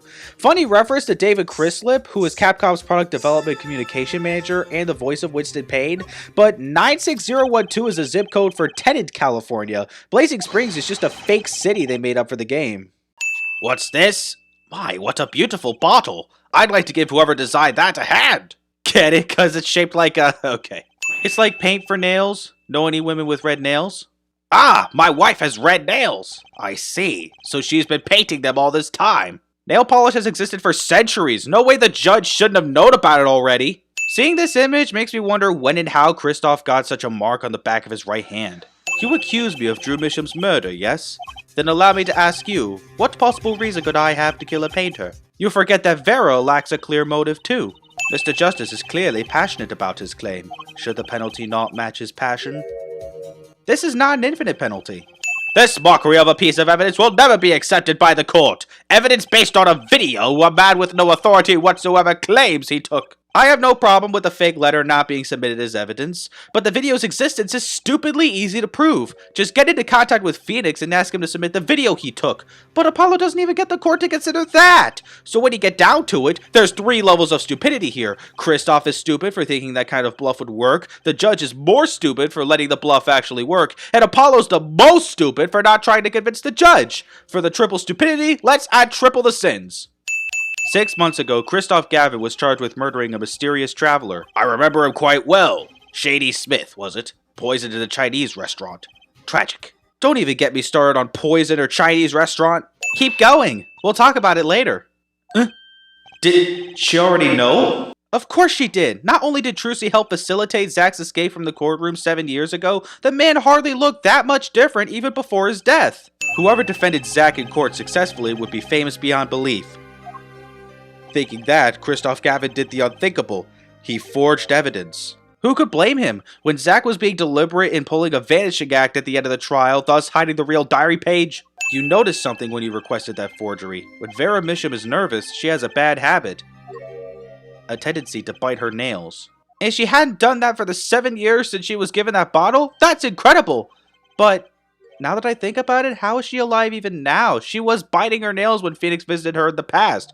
Does she just not apply her nail polish yet? Whoa, they're looking at me. How unusual. Right. Right.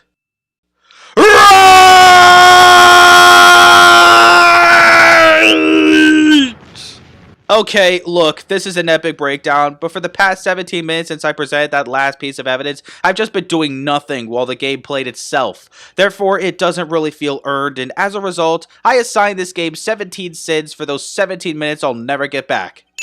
I mean, it would take a bit of time for Kristoff to be summoned from prison as a witness, but still not sure about that much time. Picking guilty here means Vera dies in the hospital from her condition getting worse, but I'm not sure that's all it is, because if you pick guilty, she doesn't die. Would that mean she loses the will to live if a hung jury suspended the proceedings? And so, a verdict was reached on October 9th, 2:14 p.m., which would mean it took 1 hour and 26 minutes to come to the decision. What is this, 12 angry men, or rather 6 angry jurors? 10:12 a.m.? Vera opened her eyes at 8:30. Also, why do all these patients keep going to this clinic? The minute I see that creep pretending to be the director, I'm running for the hills. So Vera drew Trucy's head, but only Apollo's hair spikes? Baby steps, I guess. You know, I knew my real daddy was alive. Huh?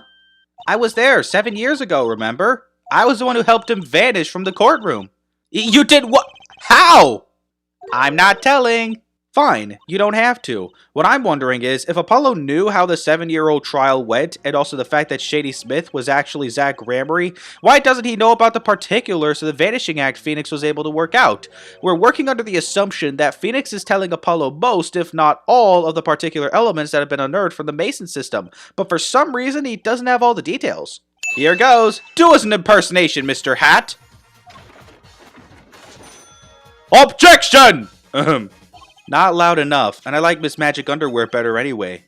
That's magic panties, Apollo! Please don't keep that joke running forever. When I lost my memory, I was reborn as Lemurar. She got amnesia from the accident involving the quick draw shoot-'em. Fine, whatever. But how was Magnifi able to hide that? It meant smuggling her to another country, altering some legal documents, etc. He had to do all that unnoticed in order for it to work. If you suggest it worked because of magic, I'll enslave you to perform my own quick draw shoot-'em. They don't know their mother. They don't even know their siblings.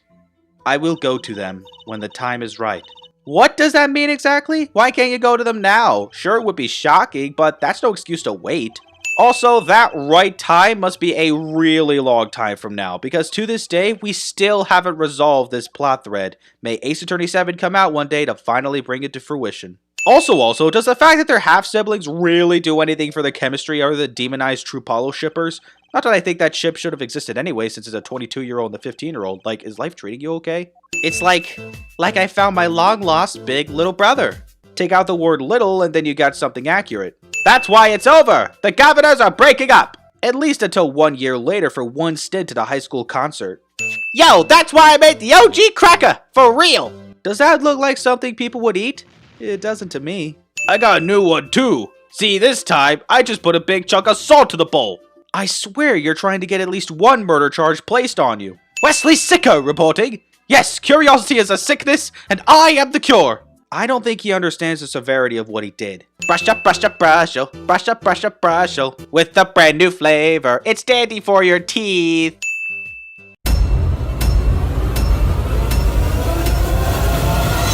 I'll give you a kiss, all right. A kiss of death!